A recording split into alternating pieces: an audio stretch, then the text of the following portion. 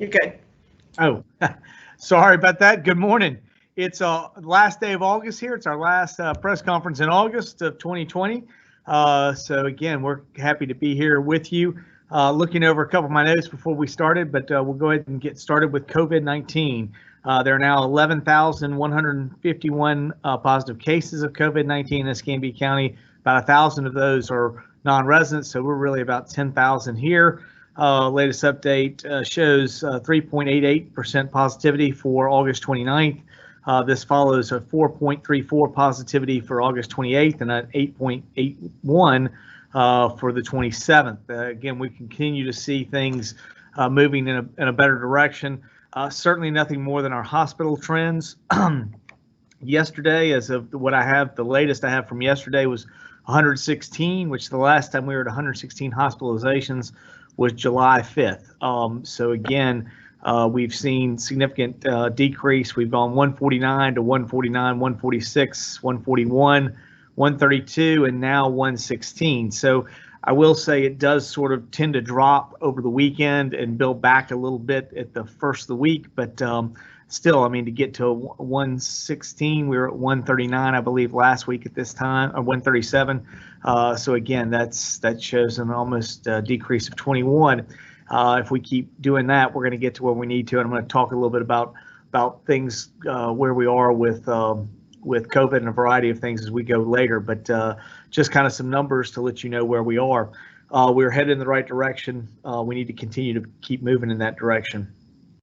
This weekend was Mayor's neighborhood cleanup. I know my neighborhood in Cordova Park was part of it. There were 85 tons of bulk waste, 1,258 gallons of paint, and 78 tires that were cleaned up.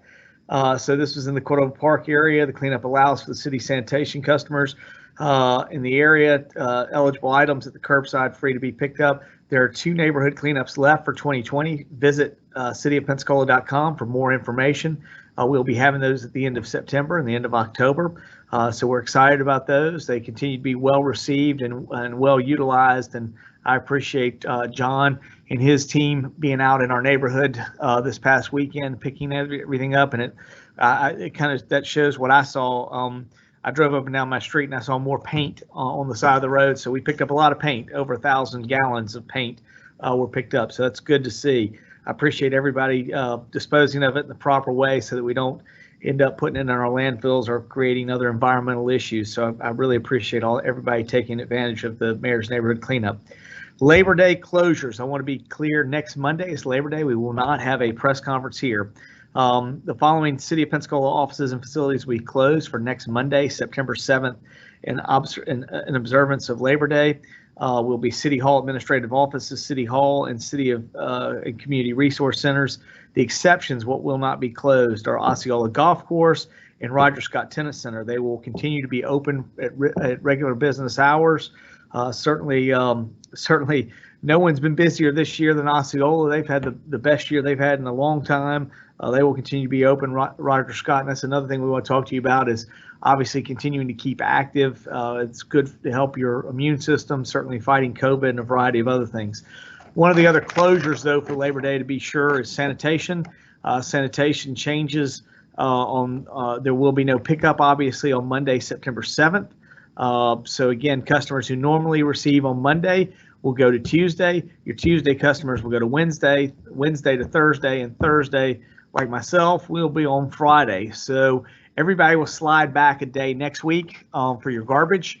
And so that will allow us to take off the Monday and allow those sanitation workers to rest. They certainly put out a lot of hours this weekend getting the neighborhood cleanup done.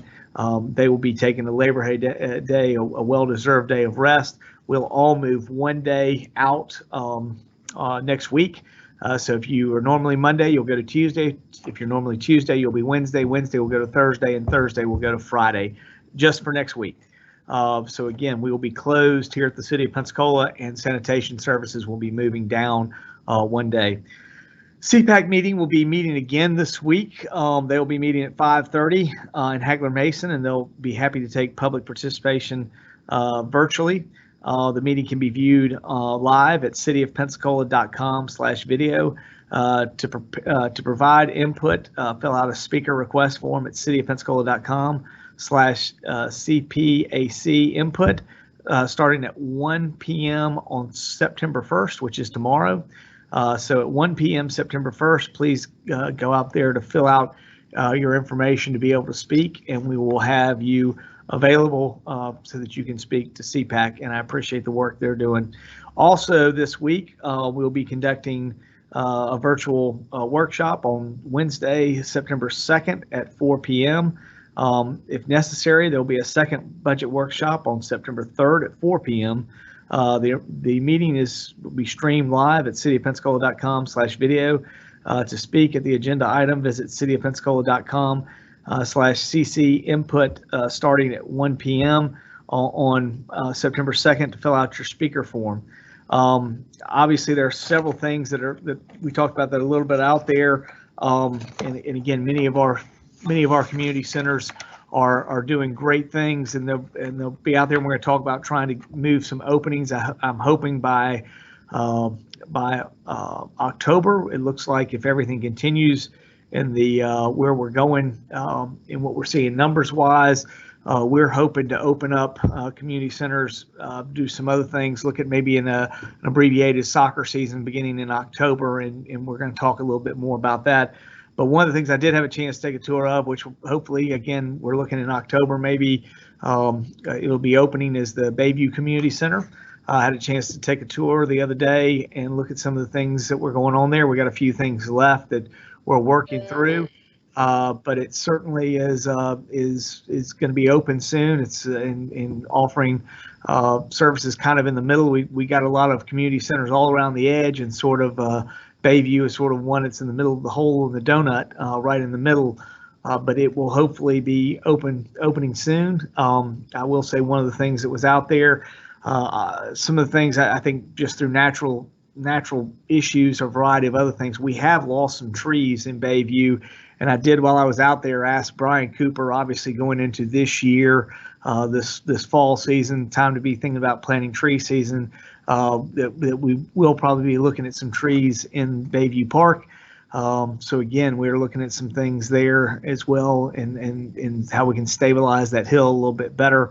When I was out there, I noticed that, and we're moving forward. We also have some other initiatives that will be coming forward with different council members that we hope to be planting some trees. So we hope to be putting some of that tree fund to use during the fall here, and so we will be moving forward. I was going to say the housing task force also is going to be making its presentation next week to council. I was very impressed to be a part of that this past week. I saw there was a little bit of coverage News Journal had in there, and I appreciated them having that information. I think the recommendations coming down are great. Again, there's no silver bullet in there necessarily, but there are a lot of different things that we need to be doing as a city, and some of them we're already moving in those directions. We're just expanding upon those. But I thought it was a great really kind of instructions model, putting down some things that we need to follow and pursue. And I think it gave us some great solutions to moving toward that 500 units within 5 years. I really appreciate Jewel Canada Wind putting that together. And I think it's going to begin to look at us addressing affordable housing and housing in general across here, everything from tiny homes to a little bit of everything, single family detached homes where we were able to provide in government land to help keep prices more affordable. So again, there's just a number of different things, and then also looking at people that do tax credits and again, how we can work with some of those providers for also leased facilities, because we know not everybody, we're certainly looking at home ownership as a very important part, but we understand that home ownership is not the only thing out there. There are a lot of people that still prefer to lease, and we want to provide those options as well. So I think when you look at the task force recommendations and what's going to be coming to council, I think I really appreciate those task force members putting something together, and we are looking forward to getting that out there. I will say along those lines, we've also going to be putting out some benches, and there'll be a restroom here near City Hall outside. I think these are some things that that again we can work to provide more facilities here for use for those individuals who have no place else to go. We certainly expect, this first run of the CARES Act. We were there at the county the other day, and I think we're certainly going to have some of our challenges in this first run. We have a smaller amount of money, but we did certainly lay the groundwork that we think as future CARES tranche funding comes in, we want to look, I think, at some point at working through some things dealing with homelessness. So I think we certainly have it out there, and we're going to continue to push that going forward. I think one of the overall issues, the biggest issue that's out there, is just the fact that the city does not have any funding. We are working through the county. We've put together a plan, and we're going to be implementing that as we move forward. I would say, I think nothing probably hit more last week from that county meeting than I saw over the weekend. The story on what we had mask enforcement. Again, that was a sort of a placeholder. It was an allowable item. We are not nearly spending the amount. I think the amount was certainly in the newspaper. I think when I talked to Chief Leiter, our expectation has been somewhere between 25 and 30,000 is our actual experience with that. So I'm not sure. We seem to everything did get excited about the amount of funding that was asked for, but again, that's a request over the entire term of the CARES Act funding. We're very clear that we'll only end up whatever we expend will be what we do.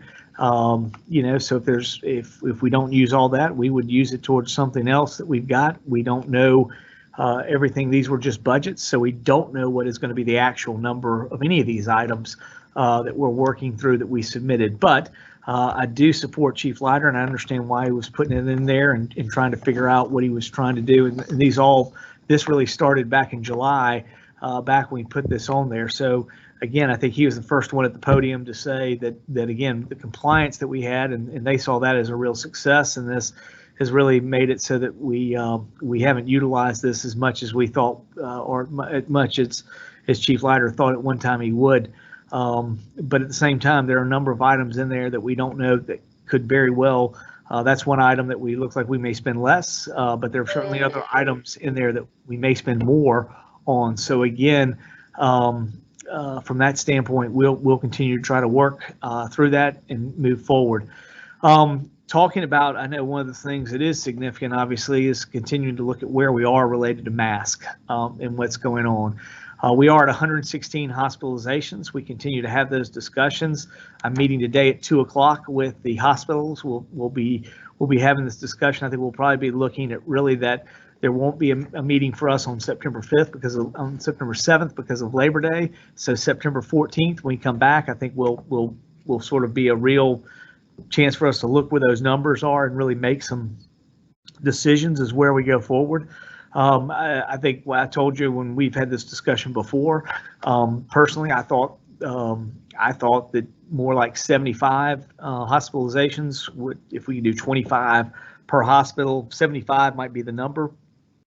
The hospitals themselves want to be a little bit more conservative and come back to 50. I think the other thing is we certainly want to see where we are with school coming back and where we are with that.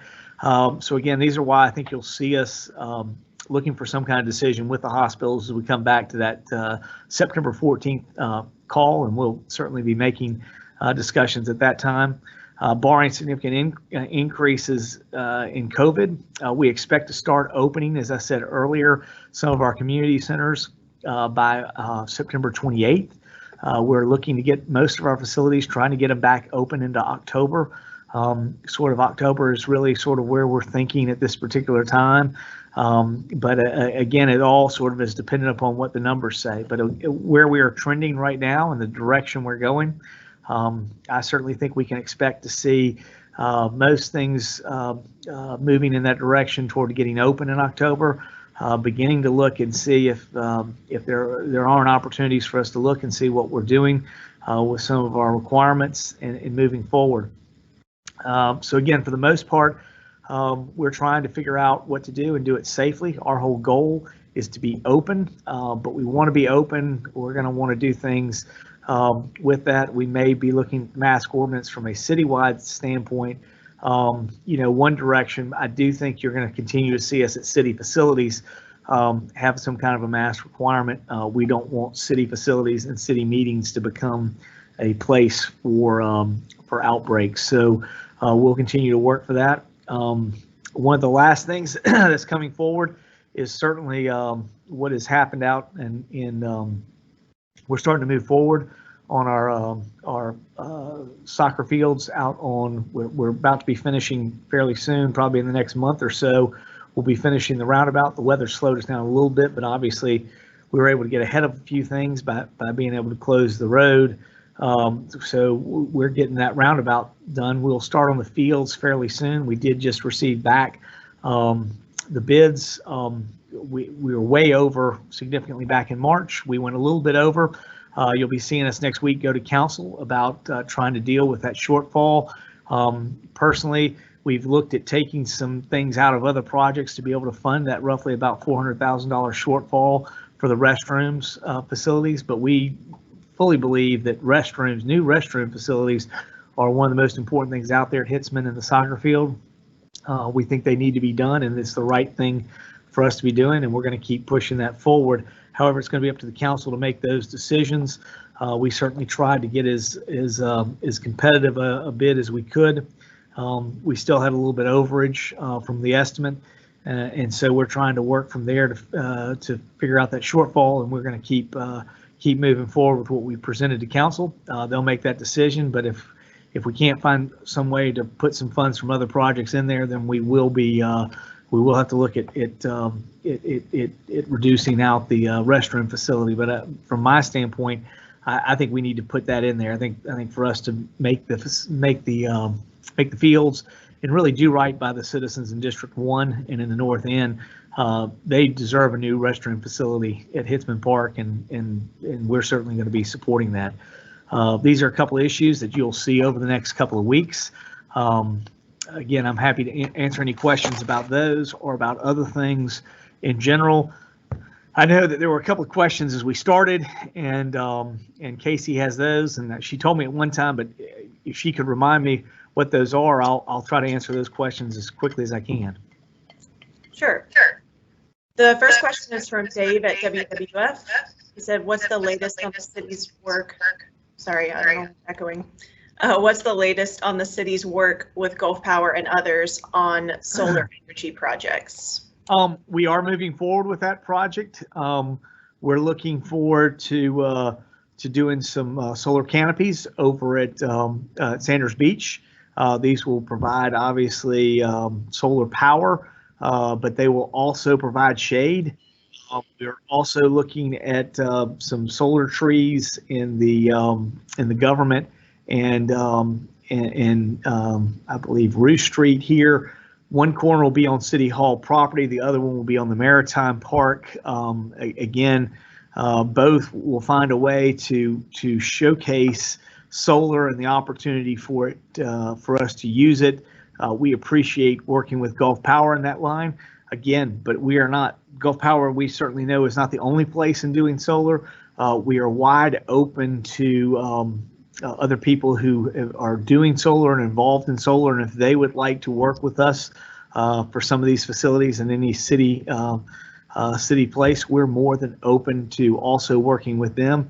As I said before, we're not really, our goal is not to necessarily pick one different type of solar, but simply to say we need to be moving to more renewable, and that is going to be both on a large scale sort of industrial distribution like a Gulf Power, or it will also be small scale individual homeowners. We think both of them, the only solution for us to move forward out of our current dependency is looking at both of those things and both of those models. So we really appreciate Gulf Power stepping up with us and partnering with us. But at the same time, we've made it very clear out there to small individual solar people that we are more than happy to work with them as well. No one has approached us at this point, but if they do, we'll be more than happy to look and see what kind of projects we can do with them.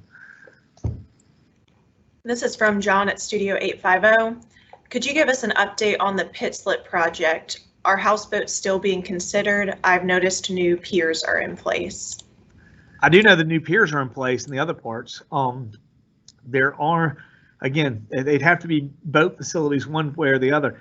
I think in general, I do know I saw we had a discussion with the boat manufacturer that was coming out there. I did have a chance to meet with Mr. Russenberger. He did tell me that he is getting he couldn't get the docks built fast enough and I think he was still working at trying to get the electricity and things out there to it, pedestals, because they've got a number of people that want to start using those wet slips. I expect those to be both open for rentals for individuals who want to store boats there, as well as perhaps some transient slips. I think he will keep open some transient slips. Obviously, we asked for some day slips in there, and there will be some day slips in there. But I do expect some more long-term lease for wet slips. I expect some transient slips, and again, I'm not sure if what he looks to do one way or the other, but I think at this point there's a fairly strong boat market out there looking for open wet slips and transient slips, and so I think they'll definitely be happening. Some of that will be occurring. I know the biggest thing was he was trying to get power out there, but you're exactly right. The bulkheads are in, the piers are in. I don't believe the last time I was out there, John, there was no power, so they were still waiting to get some of that in there. So I think when they finish out, I think they're ready to get going. And I think based on what I had heard and what I've certainly seen from what's happened with boats this summer, I think there are a lot of people looking for opportunities to store boats other places. So I think there's a lot of interest in some wet slips. And this is from Randy Wood at Channel 3. There was another shooting incident overnight at Pensacola Village. That's 3 since July. PPD acknowledges there is an uptick between there and Addicts Court. Is there anything the city can do as far as an outreach or citizens watch in those areas? Again, I'll be happy to follow up with. I've not followed up with Chief Leiter on this particular incident. I know the last 2 incidents were domestic dispute situations there. That's a little bit more difficult to deal with. It's a domestic situation that is flared up by individuals within that setting. Those are a little bit. Those are probably, as I talked to Tommy, some of the most difficult. Obviously, the things that we are dealing with related to if it's drug issues, which I know we've had more on Addicts Court and some in the Pensacola Village. I mean, those are ones that we're definitely trying to make inroads on. Finally, just dealing with economic opportunity. That's something we continue to work diligently on and to make citizens aware, not just in those 2 areas, but all over the city of Pensacola, the opportunities that are available for you to do something else other than thinking about gangs, drugs, and gun violence. We certainly want to look at other opportunities. One of the reasons we've just brought on Kelsey Powell has just come into our neighborhood staff last week. He is working with Lawrence Powell, and one of the biggest initiatives we have, and that is, and the reason we brought the additional job on was we really want them to focus on economic opportunity and looking at things like what we have the chance for you to go get education and on-job training in aviation with ST, and really give you the chance to get a certificate that can really transform your life, give you a career opportunity. There are other things out there besides aviation. Certainly what we've got working at the port, dealing with marine, is some of the other things. So there are a variety of things that we are working on at the city to provide economic input. And I think all of them ultimately, our economic opportunity, all of them ultimately deal with workforce in you making the decision to invest in skills that you have so that you have other jobs out there. For the longest time, we can invest in training, we can invest in education, but if you got done with it, there wasn't a job waiting for you. Now we have those opportunities, and they are here in Pensacola waiting for you. So we hope we can work with that, and we certainly look forward to Mr. Kelsey Powell coming on here at the city and working to fill out some of those opportunities and fill out what can happen. So I know he's just recently started with Lawrence, and they are he's kind of still getting his feet wet, but that's something we very much got him focused on, is how does he get some of our young people interested in these other opportunities, get away from gun violence, and we want to continue to do that. We anything we can do, we'll continue to look at. I'll talk to Chief. I know we've reached out before. We'll be happy to look and see what we can do with our federal friends and assets. Certainly, we worked very diligently with the federal the U.S. Attorney's Office. So again, anything we can do along that lines, again, we're more than happy to. I think Chief Leiter feels very, very comfortable that we've got a good working relationship, and we'll continue to look at those opportunities and see what we can do. But I mean, I think it's a two-pronged way. I mean, obviously we will look at it from law enforcement, but the ultimate solution on it is really to provide other economic opportunity. And the way to do that is through education and workforce training. That's why we're very focused on what we can do and offer opportunities to get education and change and get a skill level to invest in yourself, that no matter what happens, you'll always have that skill, and you can really apply that to any other place. So that's our goal and what we're doing, and that's what we hope to do to kind of break that cycle. This is from Jeremy in Weekly. Are you confident about the city's 500 unit goal on affordable housing? And when will council be looking at the task force recommendations? I think the task force recommendations come to them the next meeting. I know that it's something Jules very serious about. Again, I think we got to set a number out there and begin to start working toward it. Whether we hit that number or whether we go beyond that number will really depend upon how we get some of these things, initiatives going. The good news is there clearly appear to be housing appears to be in demand in a lot of different ways, and to work through that. So from a development standpoint, I think the people are there where we can actually make 500 units. We can actually do that realistically. The challenge will come in the implementation, but I think right now, having a goal and shooting forward, we'll figure out whether that goal was either too high or too low in 5 years once we've tried to shoot at it. But I think at the end of the day, we had to set something out there, and I really appreciate Jewel picking a number and kind of giving us a direction to go for. Whether or not we get to it, we'll see what happens. I think the better thing, as we said, we're not worried about the number as much as we are, will we be able to pursue all the different avenues? Again, there is some single-family detached homes. There is some lease opportunity in apartment. So there's a variety of different types. And so, I think for us really to get at the whole affordable housing, I think we got to look at all of them. I mean, we've even got tiny homes in there. Those become available, or those will become allowable from the Florida Building Code once we hit the January 1st of 2021. So we've been sort of already working toward that with Jonathan and his team, and working toward what we can be able to do to allow for some of that. So, I mean, there's just a lot of different things we're looking at. And it's hard to say right now whether 500 seems like a lot, but we may hit it. We may go past 500. I mean, again, so my whole goal is to shoot for the target and try to see what we can do.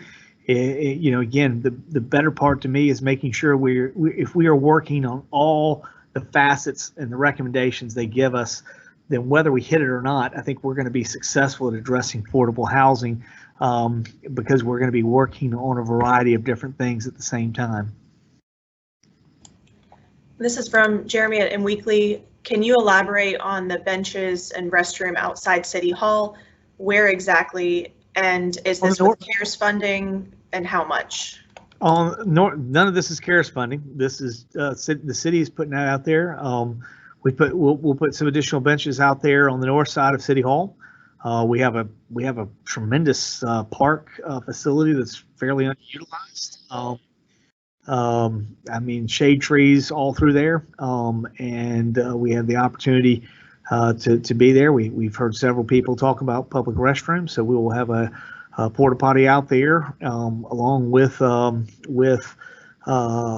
benches. And again, we hope from those standpoint, those can serve some needs. I mean, but at the end of the day, our whole goal is eventually trying to find longer term solutions. But all that will come. Then none of that is being funded through CARES. We're doing that ourselves right now as the city, just in trying to figure out what we can do to provide those opportunities and work with people for solutions. And I'll just add that I was walking back from lunch on Friday, I think, and the benches are already there. So they're on the north side. This is from John at Studio 850. When do you anticipate announcing how residents can apply for CARES Act household grants? John, we are not handling any of the CARES funding. The city is not. The county will be handling all of that. We did go over and talk with them. They did agree that they would be working with us at our community centers. But again, what we've tried to ask for is that we have that access and an opportunity for citizens. We gave them a number of facilities that we would like to see. I believe we gave them Fricker, Cobb, Woodland Heights, and Gull Point. We gave them as places. They already have the two libraries downtown and the one in out at Tryon. So again, we think any of those facilities are good. We also ask that they work with us on mass distribution and food distributions at all of those same places. Again, all of this funding is ultimately dependent upon the county, but we've asked for all of those things. And I mean, that was my major insistence in being there last Thursday and hearing from them, that I think they will work with us. So we've asked that they have individuals there.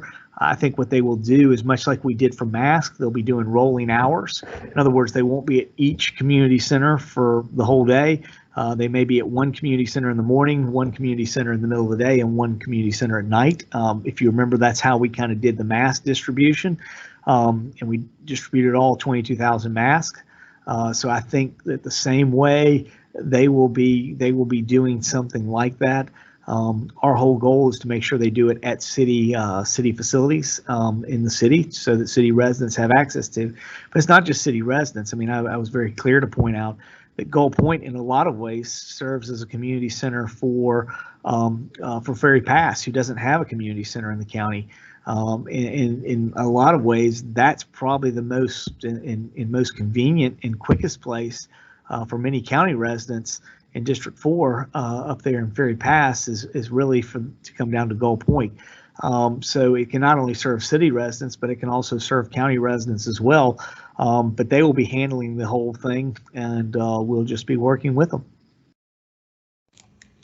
This is from Jim Little at the News Journal. On the Hitzman soccer fields, could you say again how much the bids came in over budget, and what projects would you look to cut to make up the difference? I think Jim, we the first time we bid it, I think it was almost 700,000. It's over 700,000 that it was over. The second time we bid it, after we saw what happened with with COVID and everything, as you remember, our first bid was right before COVID became an issue. In fact, we opened the bids right as we were going into seclusion in March. So with 700,000 and what was happening, we felt we probably needed to take a better look at a different time when we come out of COVID. So when we came out of COVID, we did do that this summer. We put it back out, and we saw the number. We're about 400,000. So whatever we did, I know we shrank the deficit by 300,000. We still have, we're a little bit over. What we have basically done is we've taken a number of different projects that Brian Cooper has looked at that he can cobble together. He agrees, and he feels strongly that the restroom facility that we have for the new restroom facility that will serve both the soccer fields and Hitzman Park, which we feel is critical to helping the residents, certainly there in the north end.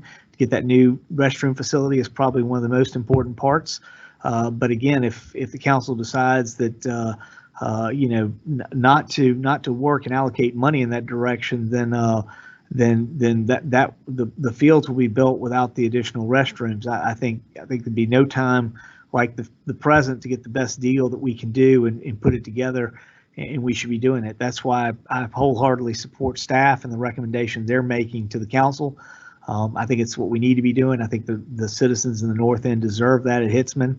It's something they've been asking for a long time, and I'm fully in support of what we do in the north end of our city, and I think it's vital that we provide those kind of assets and amenities to Hitzman Park.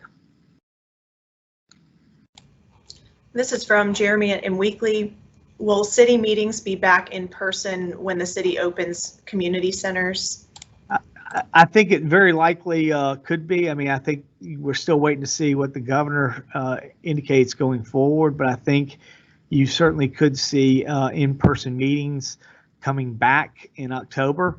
I want to be clear of what I said earlier, though. I do think city facilities are going to be asking for you to wear a mask, even if at large in the city as a whole. By that time, we may not be asking for that same level. Certainly, it all depends on where our numbers go and what we see happening. But again, that's what we think at this particular time. I don't control ultimately that decision on the council. That's going to be the council president right now, Jewel Canada Wynn. And again, we'll see as we move forward. But I think it would be, if we get to October and we're opening, I think that's it. I think our stance will be still that in city facilities, we'll be looking for people to wear masks. We want them to continue to do whatever we can to make sure that we're not contributing to the problem. There were a couple things I meant to say during that time period.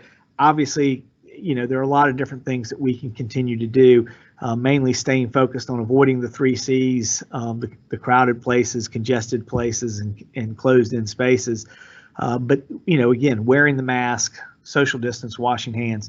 But there's another one I talked at length about with a good friend of mine who's a psychologist. We were talking over the weekend about, I saw him, and one of the things is just reminding people also how important it is to keep up your good immune system. Things like eating right and taking vitamins and sleep and getting enough sleep, that's huge. Continuing to exercise. Exercise is a huge part of it. We've never closed parks in the city of Pensacola.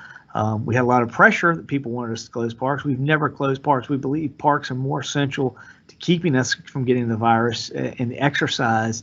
We want people to continue to do that. So, a lot of great points. Again, I have other physician friends, and they talk to me about that and how important it is to maintain a good immune system. And so no matter what, even if we're, it's easy for us to say, oh, we're coming into the virus, we can kind of, I don't want to do the same thing we did in June. We're getting lower numbers, we're coming down, but I don't want us to forget some of these things. And I think staying focused on repetitive ways that you can take care of yourself, get good night's sleep, eat properly, and exercise. And it's one of the reasons that we want to get those community centers back open. We want to find ways to get youth actively involved in exercising. It's the most critical part that I think we can do. And what's going on. You heard us say, certainly our own facilities, Roger Scott, Osceola Golf Course. We encourage you to do things that you can continue to participate out there and exercise. And again, both Osceola perhaps this is going to be the best year they've ever had. So I mean, these just show some of the different ways that you can keep active, you can do things, and we certainly encourage you to do all that you can to make sure that your immune system is functioning as well as possible to prevent COVID. This is from Randy at Channel 3. There has been a disconnect between county jail inmates wanting to be tested and the numbers being tested. the jail, while a county facility, serves the city as well. Have you heard from relatives of citizens incarcerated that want to be tested and are having trouble getting that done? And what is your message to the county administrator on this issue? Randy, I mean, I think they're working very hard. That is one that is not a city facility, not a city responsibility. We certainly support and believe that they should be doing, but it sounded like when I was at the county meeting the other day, that they were handling that. I mean, their numbers sounded significantly better than the state prison system, who has had considerable challenges here within Escambia and Santa Rosa counties at some of their facilities. So, that certainly would be my expectation. It's not a city function. It's not what we're going to be doing. But it sounded like, at least when I was there Thursday, I know this topic came up, and it seemed like, at least from that standpoint, that the county was working to make that happen. I have not heard anything one way or the other. Again, it's not our facility. It's not our responsibility. And again, we simply want the entire county to be focused on good health. And certainly within the city, we're trying to do that as much as possible. All right, I don't see any more questions if you want to close us out. Well, thank you very much. We will miss you next week for Labor Day, but we'll be back on the 14th. Like I said before, we'll continue to be trending, looking at our numbers. If we're continuing to trend downward, I certainly think that's September 14th date is going to be an important phone call with the hospitals as we look forward to what's going to happen. I think it'll be also very significant on where we go with some of our facilities in our programming as we look into the fall. Right now, it is our goal to look at how we can get in and do some abbreviated seasons. But again, we're going to need to see where we are coming out of the Labor Day weekend. And by then, we'll already have 3 or 4 weeks of school. So we'll really have the opportunity to see where we are, what we can do, and know a little bit better what the fall will look like for us. So we absolutely want to keep open as much as possible. We want to get as many things going, but we want to do it in a responsible way that prevents the virus. If we can do all that and we're achieving it, then we're very excited about what we've got. Again, we get through the virus. There are so many opportunities in front of us in the city that we're working on. We think we've got great opportunities in front of us. So look forward to seeing you after the Labor Day weekend. We will be on, I think, Wednesday, this Wednesday and next Wednesday, but we won't see you again at a press conference until the 14th. So thank you.